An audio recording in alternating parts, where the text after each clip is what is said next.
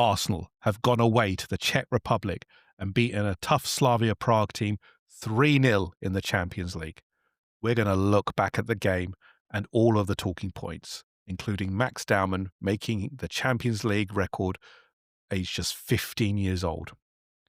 We're then going to look ahead to a big weekend of Premier League football as we head up to the northeast to Sunderland and the Stadium of Light at 5:30 on a Saturday. What are we going to have to do to get through this one against a tough Sunderland team who have surprised many by being so tough to beat and getting some surprising results?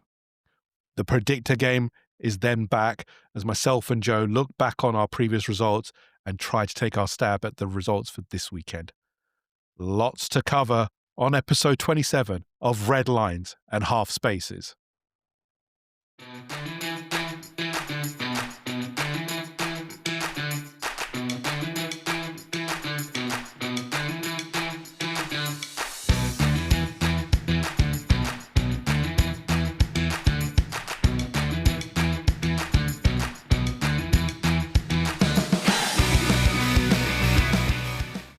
Welcome to episode 27 of Red Lines Half Spaces. Arsenal have gone to the Czech Republic and beaten Slavia Prague 3-0. But here's someone else who is unbeaten all the time, and that's my co-host Joe. Joe, how do you like that one? Unbeaten. It's a lovely thing at the moment. I'm not sure how it works, Jim, anymore. I'm not sure what you're doing with these intros. Oh, come on. I'm trying my best. I'd like to think maybe we should put some more work into intros, less work into slides, maybe. I have put some work into a catchphrase at the end of this, so people listen out. I have. Oh, this is a surprise to me as well. So I'm looking forward to it. I was doing a Forder on Football's video. I don't know if you are able to check it out on his YouTube channel. It was the monthly roller, and we were discussing because he did a catchphrase. I was like, ooh. Oh, okay. It's got a catchphrase. So him and me, we used ChatGPT obviously because we lack any brain cells now. He came up with one. I'm going to try it. So, Alex, if you are listening to this, I'm going to be trying it after this one. Also, Alex, if this goes horribly wrong, it's going to be entirely your fault. It's a good one. It's a good one. It's a decent one. It's a decent one, I think. Joe, how you feel? So, obviously, Champions League is done and done for the week. Gone to Slavia Prague. Good result, I think. In the end, we're going to talk about it in a minute, but just generally, good result. Yeah, definitely, mate. Yeah, if you go away from home in Europe, keep a clean sheet and win the game, you can't complain of no matter what opposition against, whether it be Real Madrid or Karabag. Do you know what I mean? If you go away and you some people can't beat Karabag, can they? Or carrier bag, as I like to call them. Some people find it very difficult to fight their way out of carrier bag. So, but no, I think. It doesn't matter who you're playing in Europe, mate. In the Champions League, if you go away from home, keep a clean sheet and win against any opposition, I think that's something. It's a really good result. Difficult place to go. The atmosphere, as we expected, was very hostile from the start, especially second half. I don't know if you saw in the second half, but it got very hostile when all the fans started taking off their tops. Yes, what the crazy people out there that do these sort of things, but yeah. Shout out to them fans for their body confidence, shall we say? Because there's a few people in there who should not be taking their shirts off. No, but I don't think they really care about that. Right. So, Joe, let's go into we've got slides again. So, again, people, if you're watching on YouTube, we have slides. If you're not, we'll describe them in as much detail as possible. There we go. Last time out, Slavia Prague 0, Arsenal 3. Here's the lineups that we'll put out. I'm not going to go through the Slavia Prague names because I can't, but our lineup: David Raya in goal, Timber, Saliba, Gabriel, and Hincapié starting, which is an interesting one because obviously there's been some debate about who should start the game. Christian Norgard, Declan Rice in midfield. Rice was obviously on a potential yellow card suspension, but we'll talk about that as well. In the front four were Saka, Wanyeri starting game, Trossard, and Mikel Merino up front. Joe, little bit of rotation. Not much, but there were some bits of rotation, which is good because obviously we've got a game at the weekend which is very important against a team high up in the Premier League, and we'll go into the game against Sunderland. But Joe, how did you feel about the lineup when it came out?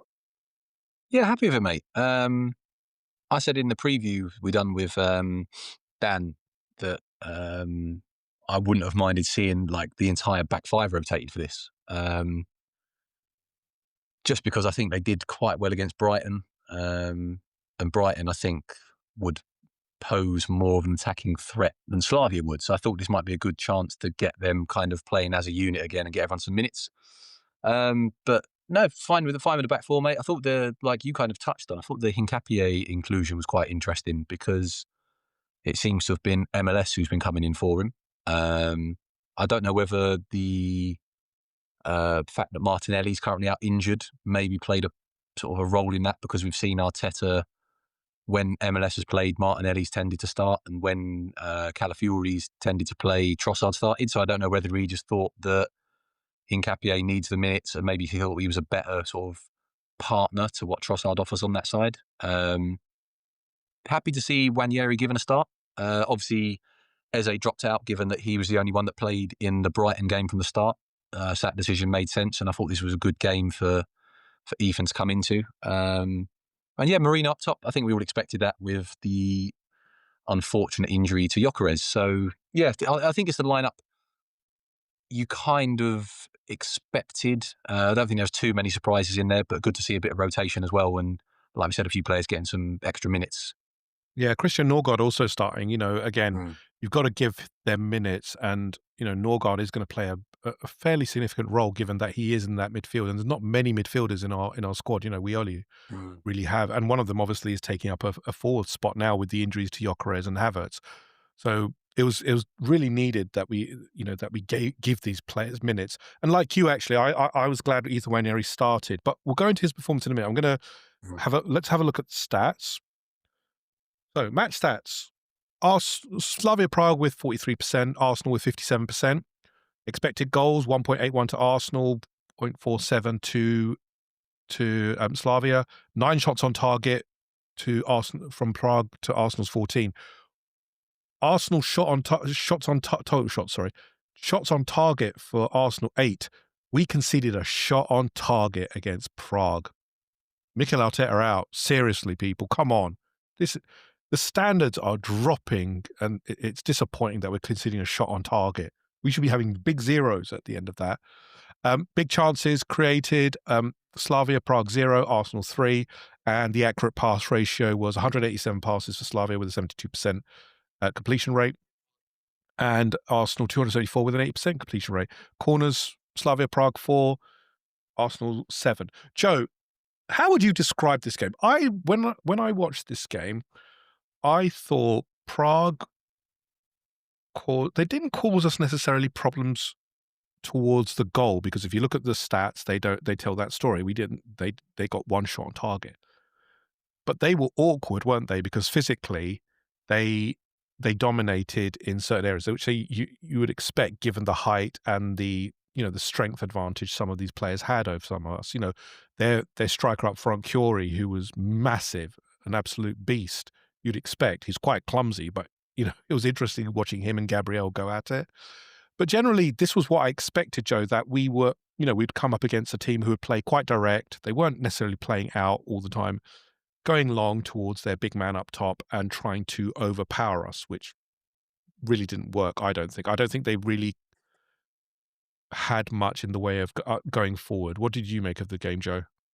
No, I agree, mate. I think we sort of understandably, I think it took a little bit of time for us to settle down. I know Gabriel had that sort of volleyed effort very early on in the game, but at the start of the game, sort of first 15 minutes or so, roughly, I think Slavia had a lot of the ball without really causing us too many issues, but they probably had more of the ball than we would have wanted. They obviously were playing in a very certain type of way.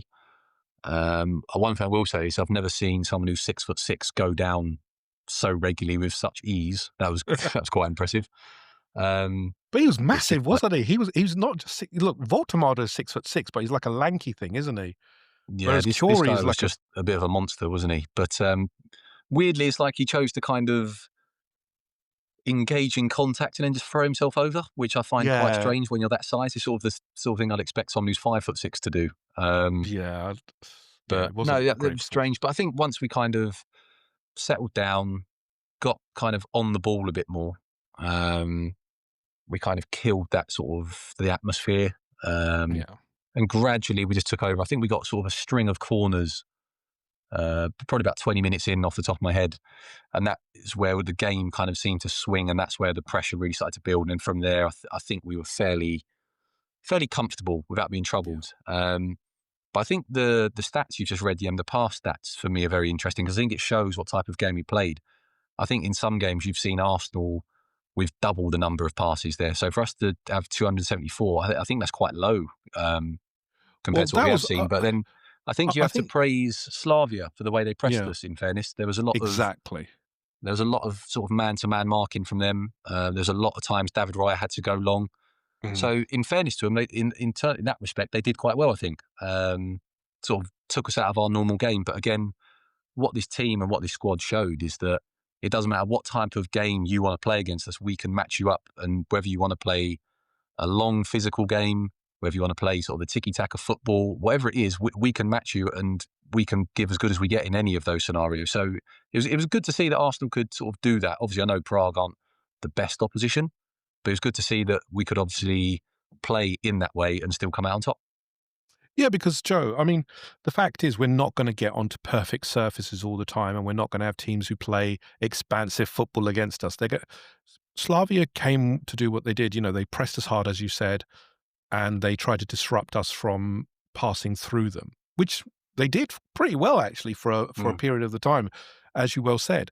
But obviously, we found a way through, and obviously we started to, you know, get chances on goal. And then obviously we scored the first goal, which came from a penalty.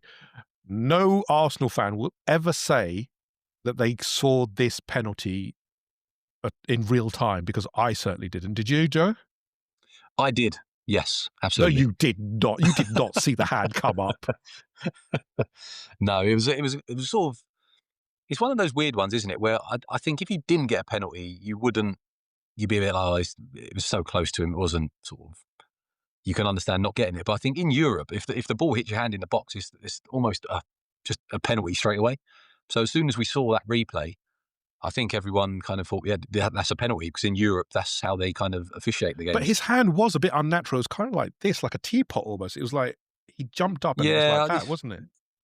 it's a weird one. I understand, obviously, when you jump, your arms come up, but it was sort of a bit high. And yeah, I mean, we're not going to complain, are we? It's not often we get sort of cheap penalties, No. if you like. So for us to get a bit of one that's maybe seen as 60-40 in our favour, could be, could be not, then yeah, Yeah. we'll take it every day of the week. And then Bukayo Saka obviously stroked at home, 1-0 to the Arsenal, and that started to open them up, because obviously then Slavia Prague had to come out more. There was more urgency towards them, and we started to find space, obviously, and create more Yeah. chances. But the At second that goal didn't point, come. yeah, Mm. sorry, just a No. question for you, Yem, seeing as you like to ask all the questions on the thing. Once we went 1-0, did you, the way this team is playing, did you think, right, that's game over? Yeah, I thought it was game over pretty much, because Yeah. the way we play, we suffocate teams, and we suffocate them to a degree where they lose almost the will to attack. You kind of bore them to death, which I don't really care about. You outpass them, you outmove them, and you start creating chances. And when they break, they have nothing, because obviously you're so high up and you're getting chances. And that's what happened with Slavia Prague, actually, wasn't it, Joe? They got frustrated. They had some decent movements, and they obviously tried to Mm. get into their big man, but really they were struggling against the tactical. How tactical we were, how well we defended. We definitely played for some of the fouls. They were trying to be very physical, Mm. pushes in the back, little nudges here and there. But Arsenal are very streetwise now, aren't they, Joe? They know how Yeah. to play this game. They don't fall over easily. They know when to fall over Mm. and get a foul. All of these kind of things. It's Yeah. I very think, do you know clever what I football found now. quite interesting about this, Yem, is I think a few years ago when we first went back into the Champions League, I think we really struggled with this element. I think Yeah, we was, obviously through a lack of experience, because a lot of these players hadn't played Champions League football. I think we were playing in the Champions League the same way we played in the Premier League. And you can't play the same way, obviously, because the referees give a lot more, there's a lot less sort of yeah, physical contact in Europe. And I feel like well, I've seen in other games here, but the Slavia one in particular, I think you saw a real intelligence from Arsenal and a know-how of how to get through these European games. Because I think in that first year back when we sort of was in the Champions League, I think you would have seen us struggle with a certain aspect of the kind of the way that Yeah. Slavia are playing the game. So it's really good to see that kind of that know-how and nous, if you like, that now we're able to almost change the way we play depending on whether it's Europe or in the Premier League. So that's another big positive for me. And that's one of the things we said about is obviously you have to learn how to play in these kind of competitions. Playing in the Champions League is a completely different. It's like playing in a different league completely, isn't it? Because the referees Yeah. are obviously from the continent. We know sort of the physicality of England. You sort of expect and get away with a bit more. In Europe, you don't have that. So it was really good to see that kind of that growth in terms of our knowledge of playing in these type of games really coming on. Yeah, I agree, Joe. I think we had a certain naivety when we came back into the Champions League, but we Mm, quickly adapted. And obviously, year on year, I think we've gotten better and better at kind of managing mm. these games. And then obviously, we started to introduce more rotation to be better in these kind of games. Joe, the second goal came from the wonder striker that we have in, nicknamed R9, obviously, but it's Miko Marino. Um, Nice movement, actually. Really, you know, very much towing the line between being offside, but great cross by Trossard and Marino coming in between two defenders, slotting it home very nicely. Yeah, we said in the preview, mate, about Trossard and his G's and A's and numbers that he's putting up, and Yeah, he's got another assist. He just he just he's doing really well, mate. At the moment, Trossard, he's almost like our sort of our modern day Freddie, if you like, Freddie Lundberg. Freddie, he'd never done anything outstanding. He was never sort of the quickest. He wasn't the tidiest on the ball.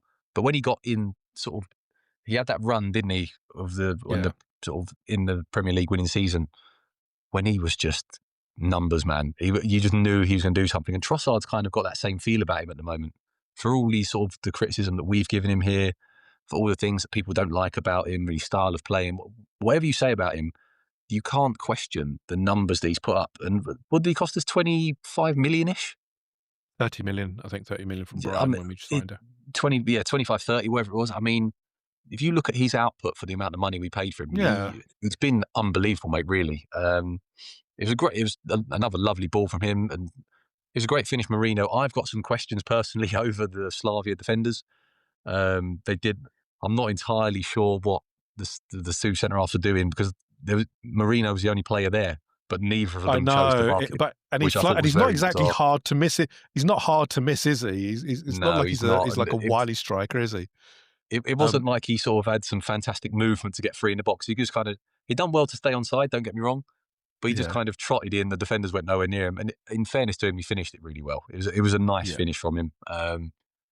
And I'm glad that he got on the score sheet a couple of times with the Sunderland game coming up because that's going to be very difficult. So it's good to see him get a bit of confidence in that position going into the game at the weekend.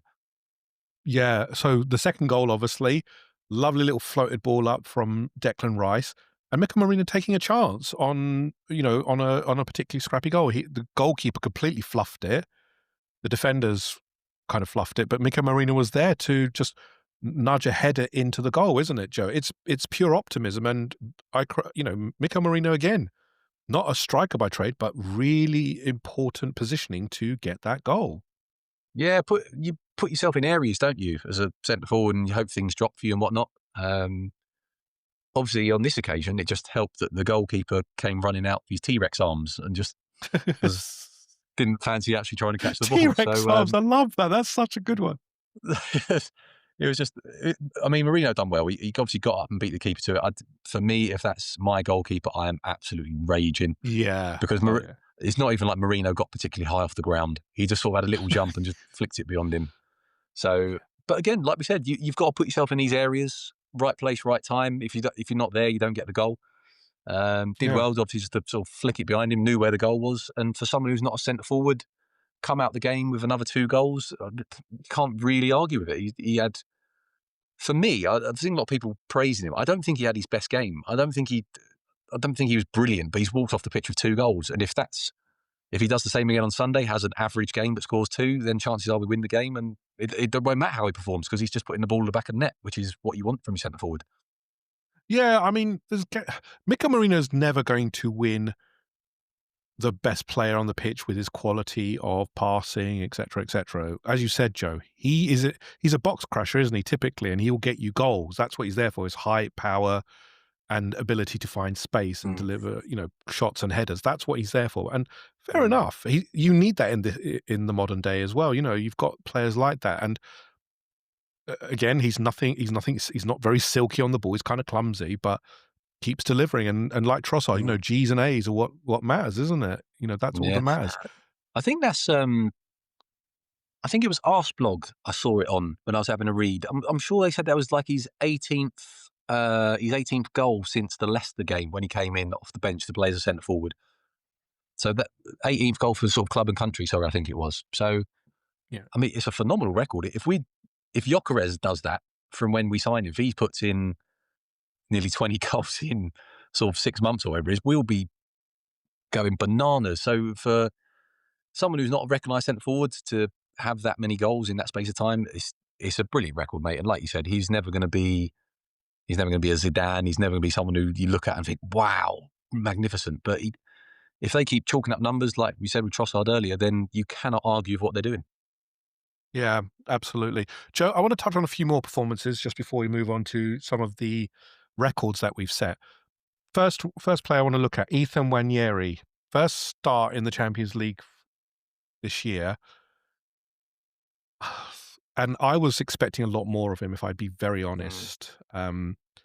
I think he's grown this year, and I think he's had a lot of good performances, especially more recently. Unfortunately, I don't think he had his best game in this one. Got booked early and then very much faded and really didn't stamp his authority or do much in this game. How did you view his game, Joe? Yeah, similar, mate. He seemed to get frustrated, I think, didn't he? He seemed to, yeah, he just didn't have a good game, Got Ethan, bless lost. him. Got lost, didn't he, in the physicalness and Yeah, the I think the tenacity of the physicalness, I midfield. think the sort of the way they was pressing us, the marking, those, like you said, it was quite physical. I think he just struggled. One thing I will say is he's not had many minutes. He's not been as frequently sort of played or rotated in and out as he was last season during that spell when he was in a team. So we give him that because it's a difficult game to come into, isn't it? Obviously we saw Yeah. Slavia played really well. I know we won 3-0, but I don't think we had any real outstanding performances in an attacking sense. So maybe we're being a little bit harsh. We'd like to see more, but yeah, I'm sure Ethan himself, I'm sure he'll think that he can do better than that. And like I said, I think Yeah. And, maybe it's and just a mixture of not playing regularly, not really being in any sort of form, if you like, and just that frustration I think overcame him sort of about half hour into the game, and he just couldn't shake it in the end, unfortunately. yeah. Pierre Nkapie didn't get dribbled past once and didn't give up any chances. I'd say that's a very good performance, isn't it, Joe? I mean, he's not Ricardo Cavafori who's going all over the pitch, but he does what he's tough, he's aggressive, going up against, big burly defenders, and that's maybe why he started because he's a big physical guy, isn't he? He likes the challenge, he wants the challenge. And I thought he did really well, actually. I've been impressed with him actually since he's arrived. He hasn't been flashy or anything like that, but he hasn't been beaten either. So, you know, another good addition in terms of defender, that kind of defender who loves to defend. Yeah, I think Mikel probably anticipated that Slavia were going to play sort of a direct game, um, Hmm. and maybe just thought, you know what, we'll throw in the Hincapié is obviously a bit of more of a physical presence than MLS. MLS is very strong, don't get me wrong on the ball, but when you've got maybe a 6'6" centre forward, would he have then potentially sort of gone out onto MLS and targeted him that way? Is potentially a problem that Yeah. Mikel thought might have existed there. Also, interestingly, that kind of ties into this. I think you saw sort of Saliba stepping into midfield a lot more than we've seen Yeah, exactly. previously. So I'm not sure if that was something that was thought of before the game, and that's why Hincapié was included, because obviously he can Maybe sort of take go up to a back more three. kind of central position and take that into Mhm. a back three when Saliba was obviously stepping forward to beat the press. But no, it was just interesting, mate. I don't think we've seen that from Arsenal before, with Saliba kind of It's good. moving into that sort of position. Well, So it's I liked it. interesting. I think it. Yeah, I liked it actually. I thought it disrupted the Prague flow because they didn't know what was going to happen. They expected to be going against two defenders, but what happened was obviously Saliba moved into midfield, kind of what we would usually have in that we'd have someone inverting into the midfield. But I thought it worked really well actually, and I thought it gave us more of a base to go and attack Slavia Prague. Joe, then let's talk about the records. The first one is we have set a record now for the club, 8 games without conceding a goal, which is a record that goes back to, the 1900s. Really early on. I mean, that's incredible, isn't it? And we could set a new club record on Saturday if we don't concede to Sunderland. It's incredible, isn't it, that we're talking about clean sheets, but now we're talking about shots on target even being, kept to a minimum. Yeah, I mean, but you could really see the complacency at the end of that game, couldn't you? Us giving away that feeble attempt on goal. Mikel needs a strong word with this group. I But know. no, a record to stand that long, mate. When you look at the players this club has had and the teams that have obviously represented Arsenal over that course of time, you just have to look at the calibre of play we've had. And to be setting new records, I think speaks volumes of how good Arteta's coaching is and how good these players are. Um, over 100 years, wasn't it? 100, what was it, Yeah, 120-ish it's year 100 record, odd. was it? It's crazy. It's crazy, mate. So long may it continue. I mean, as long as we're defending as well as we are, we're going to win more games than we'd sort of drop points in. So just Yeah. have to try and keep it up. The Sunderland game at this weekend is massive because that's going to be a really difficult one after the sort of the week we've had going away.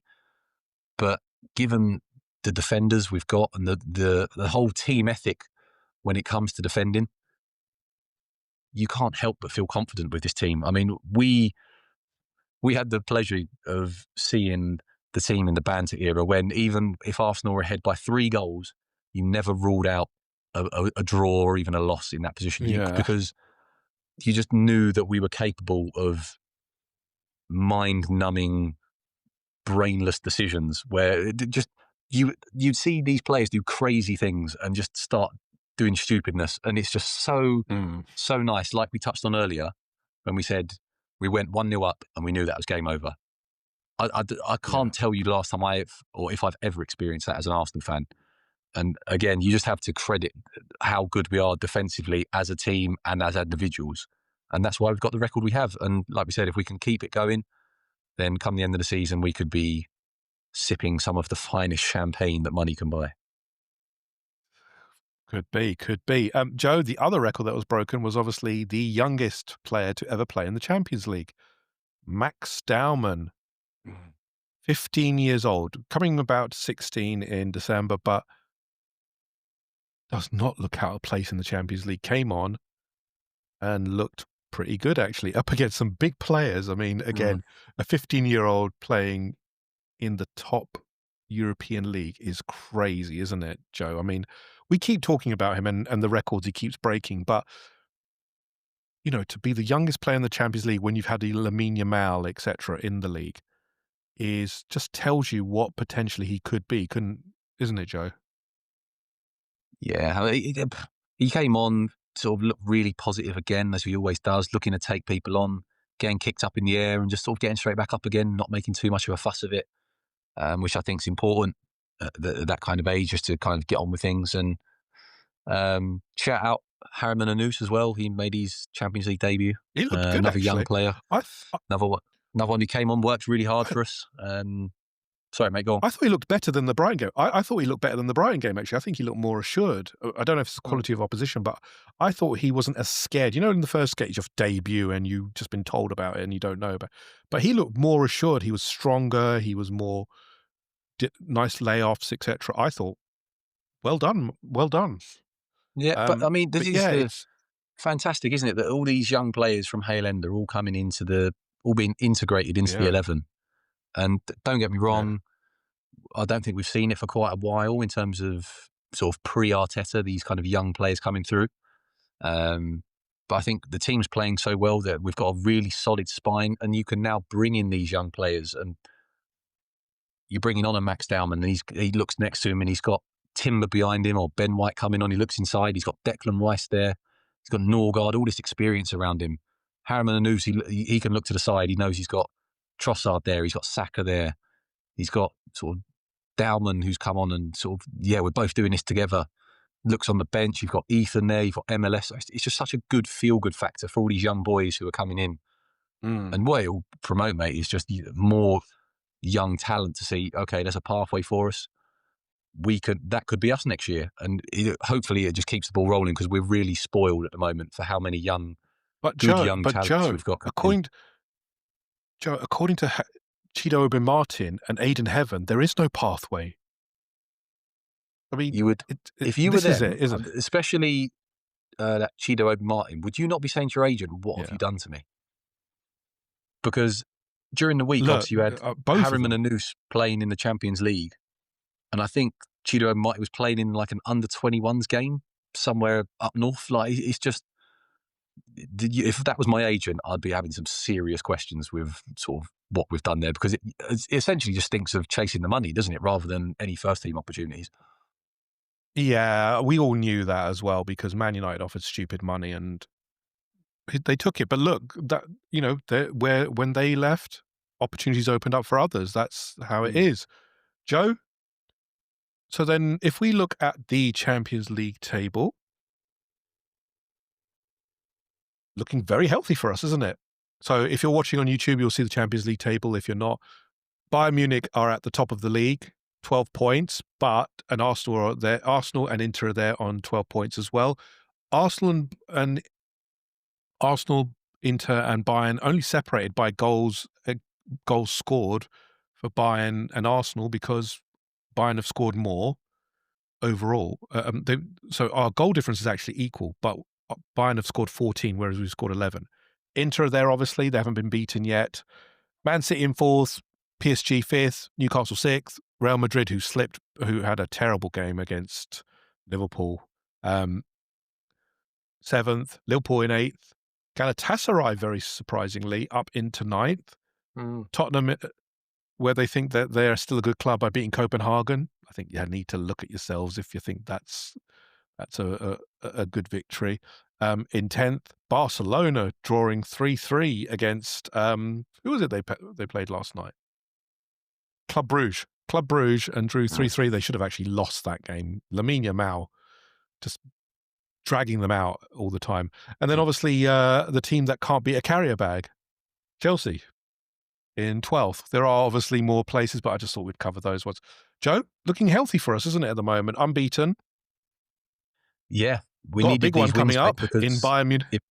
If you look at what's coming, mate, Bayern Munich is going. We were talking about this during the week on WhatsApp, mate. What a game that is going to be! You've got arguably the two form sides in world football at the moment going up against each other. It'll be a sensational game, but with a distinct problem for Bayern Munich, because obviously the man who scored 2 goals in their game, Luis Diaz, got sent off.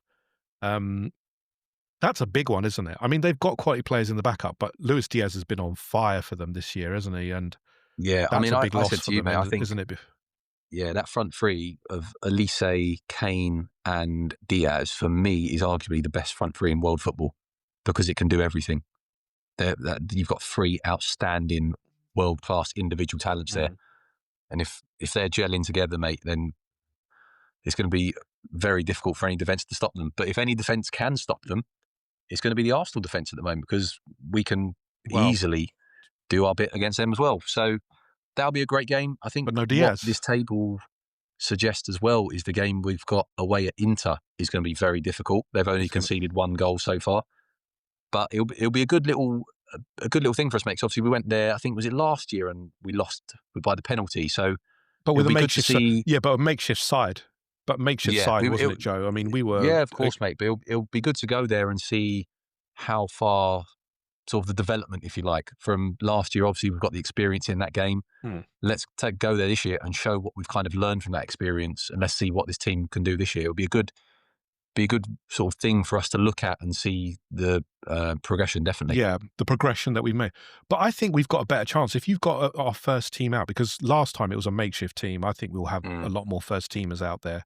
And I think that's the thing. The key thing is obviously the Bayern. I think the Bayern game is going to be a big test because you're talking about the form, a team who've been lauded for their form, but is that kind of the German league and the teams they've played? They haven't necessarily played too many big boys. So let's see how they do. I mean, obviously they played PSG and beat them quite handsomely. So it's interesting, very interesting how PSG are doing. But yeah, very healthy, and I think a good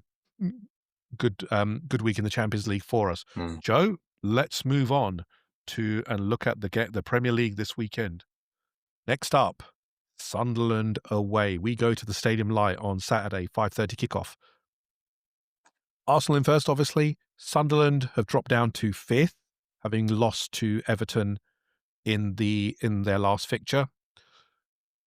Joe, this is, and obviously this has been called the Granit Xhaka derby because obviously Granit Xhaka is playing for Sunderland now, is the captain of Sunderland, but obviously has got very, very deep ties to Arsenal. Joe, this is a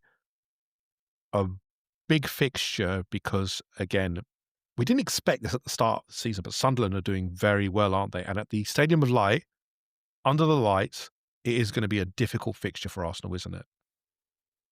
Yeah, it's going to be a really difficult game, mate. The Sunderland have been outstanding since coming back into the division. To be where they are in the table, obviously, I think when they came up, everyone kind of assumed or guessed, if you like, that it'd be the 3 promoted teams that go straight back down. But in fairness to Sunderland, they've been outstanding. They've been really, really good. You just have to look at their league position, mate. Tells you all. I think without looking at the table, was it 10 games, 5 wins, 3 draws, and only 2 losses, maybe?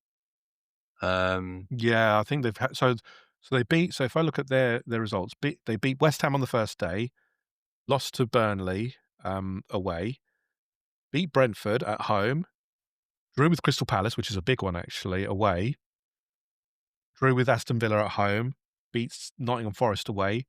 Man United beat them at Old Trafford, but they then beat Wolves at Stadium of Light. Then obviously the biggest surprise, obviously, is they lost to they beat Chelsea at Stamford Bridge, and then drew 1-1 recently with Everton. So they've had some very good results. The Chelsea one obviously was a very, very big one. And I thought Chelsea were obviously really, really poor on the day, but they are making some good headway to try and get that that 40-point total to stay in the league.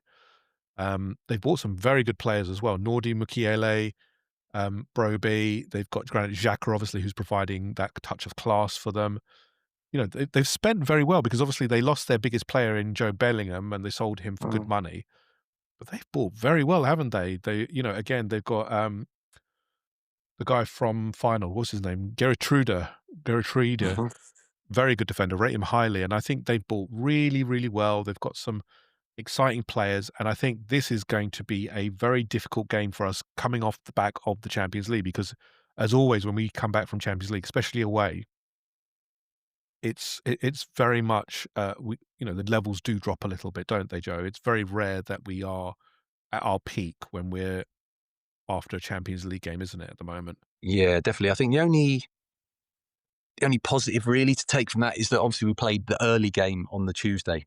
So obviously Sunderland playing the Monday night game. There's not too much of a difference really between kind of recovery periods. Yeah. I know we've obviously got to travel back, but the team are used to that now. The team they'll be ready for that.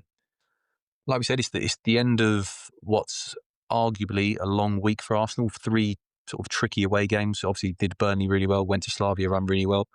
So confidence will be high, but Sunderland will have confidence as well. So it'll be a difficult game. There's no doubt about that. Going away to Sunderland, their fans will be so up for it because Arsenal come into town. We know what happens when Arsenal come to these teams. Everyone gets up for it. And that's what you have to deal with if you want to go and win the league. So really tricky game.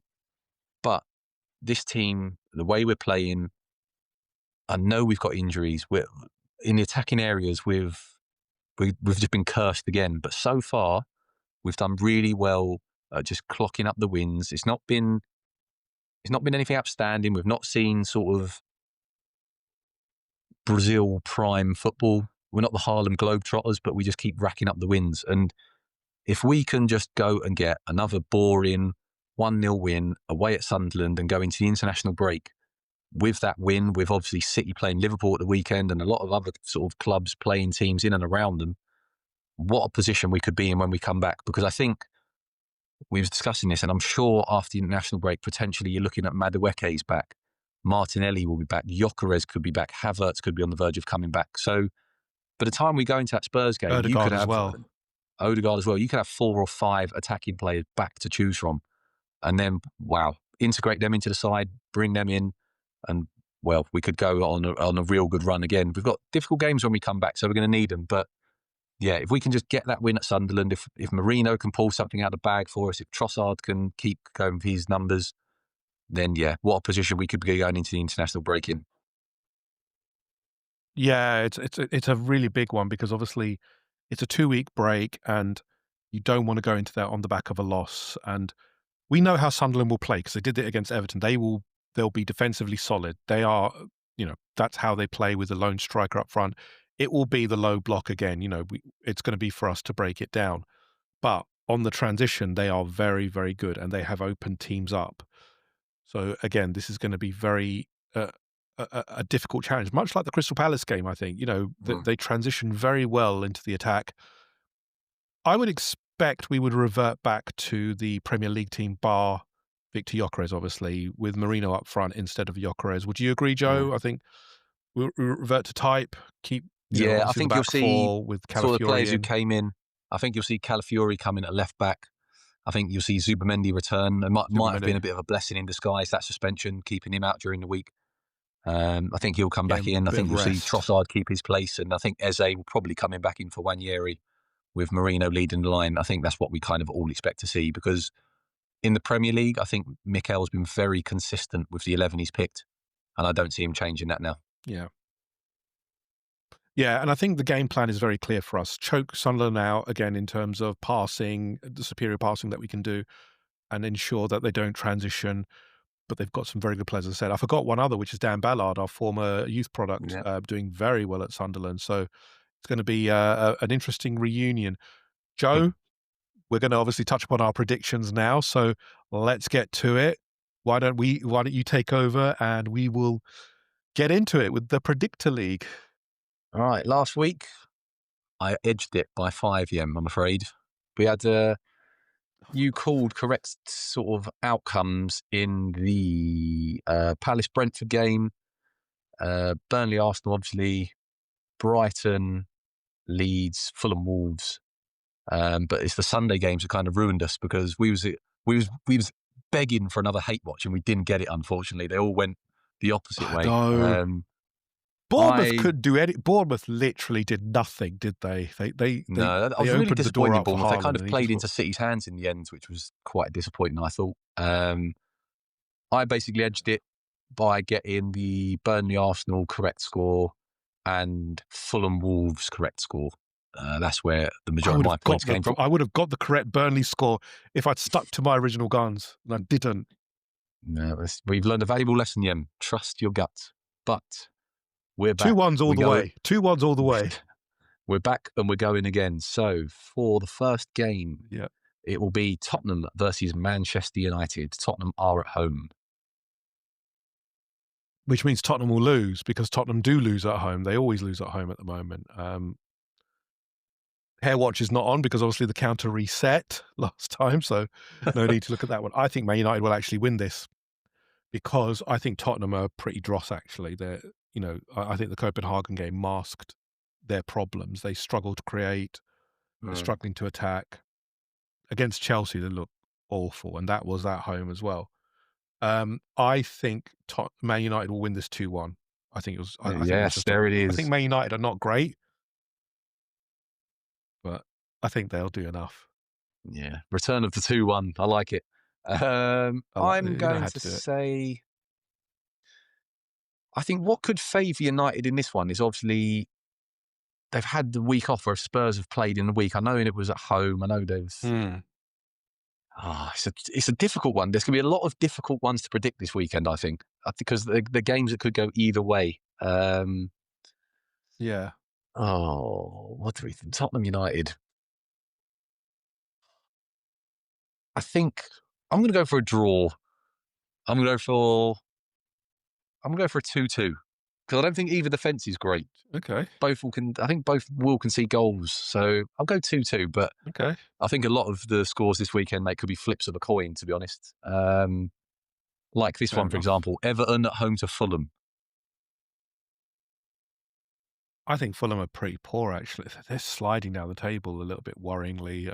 If you look at it, they're 15th. They haven't won many either. And Everton do well at their ground, I've noticed. I mean, Everton are 14th. It's not much better, but they do better at the Hill Dickinson Stadium. So I'm actually going to go with an Everton 1-0 win. Yeah, I like that. I was thinking the same. I'm going to go for your favourite score, Yem, and I'm going to go an Everton 2-1. I'm Okay. not entirely sure where the Fulham goal's going to come from, to be honest, but I'm going to go 2-1. Next one, Okay. another tricky one, this, I think, with the recent results. West Ham at home to Burnley. I think the Newcastle result has buoyed West Ham a little bit, and I think they'll win this one. I think Burnley are a decent side, but I think West Ham will be buoyed by that win. And I think it's going to be a 2-1 to West Ham. Yeah, I think if Burnley were at home, I'd fancy Burnley win this, but I think because West Ham are at home, I think that'll give them the edge. Um, Hmm. so I'm going to go 2-0 West Ham. Can't see Burnley Okay. scoring away from home, to be honest. Even as I bad can as West because Ham have been. West Ham's defense is awful. West Ham's defense is awful. Yeah, but I just don't. I'm not sure. Maybe I'm doing Burnley a disservice, but I just can't think of who their attacking players would be who might get them a goal. Yeah. Next one, the big one. Late kickoff on the Saturday. Sunderland versus the Arsenal. I'm going to go with a 0-2 scoreline for the Arsenal to win by. I don't think. I think the clean sheet record stays, and we set a new record. We will Nice. concede a shot on goal, though. That's the problem, which is terrible. Honestly, terrible. I like it, yeah. I'm going to go for a 1-0 to the Arsenal. I'm hoping All again it's good. just going to Still be. nils. Still do. This is the thing, mate. I'm hoping we just go there, just put up the shot, just block everything out, set piece goal, just take Yeah. the win, get out of there, and let's go into the international break with a bit of a Yeah. buzz. Next one, Yeah. Chelsea at home to Wolves. Chelsea couldn't even beat a carrier bag, but Wolves are even worse than a carrier bag right now. They haven't got a manager. They can't even hire a manager. Their old manager said, "No, thanks very much. I don't fancy it now." So I don't Gary blame O'Neill him one bit for turned that them either. down. No, it's a mess there. It's a mess there. If Eric Ten Hag comes back, that's going to be the funniest thing there because it's like worse and the worst put together. I think Chelsea will win this quite handsomely. I think it's going to be a 3-0 Chelsea. Yeah, that's exactly. I was going to say 3-0. So what I'm going to do, I'm going to go one better and go for a 4-0. Because Ooh, I, okay. I think the result in the week might be sort of a bit of a kick up the backside for Chelsea, possibly. I know Yeah. there's quite a bit of rotation in that team, but Wolves they've not been good. And obviously they won't have that new manager bounce because they can't find a manager at the moment. So we'll wait and see what happens there. No The manager worst bounce. derby, It's a no manager bounce. the worst derby in football, I call this one, Palace against Brighton.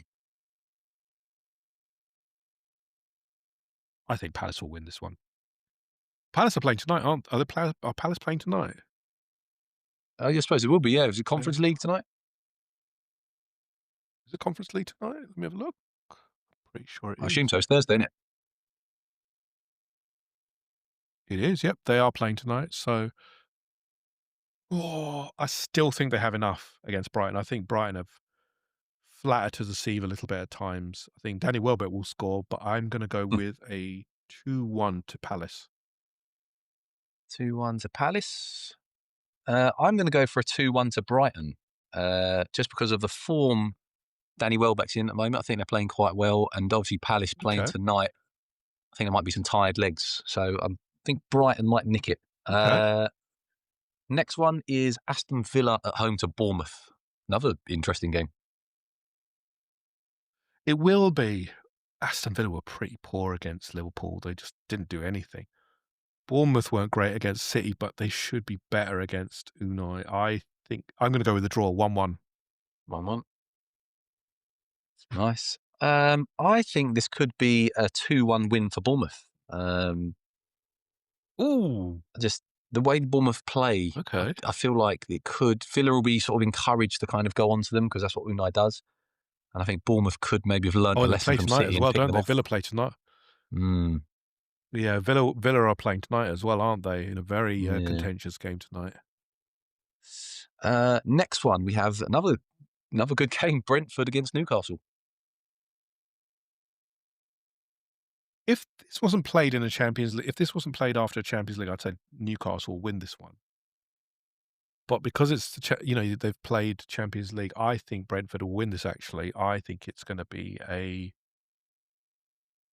3-2 to Wow. Brentford.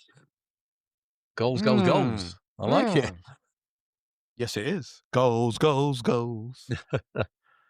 I think this could be. I think this could be a draw. So I'm going to go for a 1-1.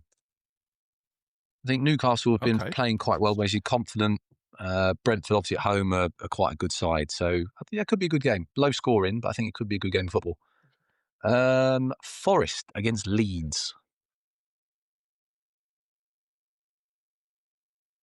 Sean Dyche at home. I think Nottingham Forest play tonight as well.